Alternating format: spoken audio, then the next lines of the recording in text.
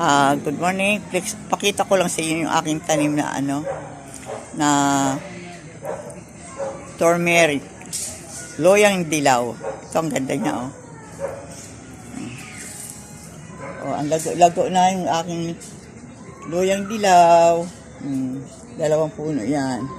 Kasi natuwa siya sa bagyong Ingting. Ito ang blue tea. Sa paso lang yan. Sa water lang yan. Sa water sa water, mineral water lang ang pinaglagyan ko. Ayan, kahapon ang dami nitong bulaklak. Ayun, ang dami na. Ito ang tinatawag na blue tea. Inano ko na yan na-trim ko na yan. Tapos bago magbagyo, na-trim ko siya. Ngayon ang dami naman. Ayan, ito po yung ito yung tinatanim niya. Ang bunga nito parang sitsaro. Ito yung kanyang mga flowers. Ayan, ito pwede nyo ihalo sa gulay. Yan, masarap yan. Ito yun, pahinog na siya. Marami siyang maliliit na buto yan sa loob. Nakikita nyo yan. Pwede nyo yung itanim na yan. Ayan, yan, ito yung aking oregano. Diba?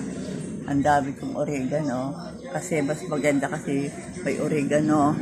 Panangga ng mga insekto, lalong-lalo na sa mga mosquito. Yan. Yan ang aking oregano. Ito ulit yung aking isang turmeric. Loyang dilaw. Nabali ang niya.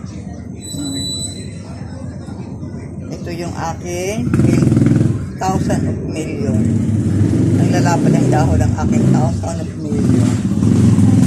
Ito yung isang klase ng insulin. Ang bulaklak nito kay kulay pula. Insulin din to para din sa mga blood sugar. Yung matataas ang blood sugar. Yung aking santan, namatay na yung santang ko. Hindi ko alam bakit. Tapos meron ditong tumubo na ng blue tea. Siguro yung buto ng ng blue tea na ligaw. Yan, dadami ulit yan. Yan, blue tea. Naku, nalunod na yung aking yung aking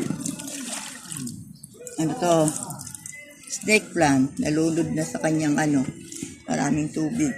Yan, santan yan. Di magandang Yan. Yan aking mga halaman. Yan, Ito lang tayo. Kasi ilang araw ko na rin hindi siya nabibisita. So, sa ulan ng ulan. Pero ngayon, nabibisita ko na siya. Diba? Okay, dito nagtatapos ang aking vlog. Bye-bye! Don't forget, parati tayo spread love. Bye-bye you! Bye-bye! See you in my next vlog. Don't forget, spread love and kindness. Bye-bye you! Love you all!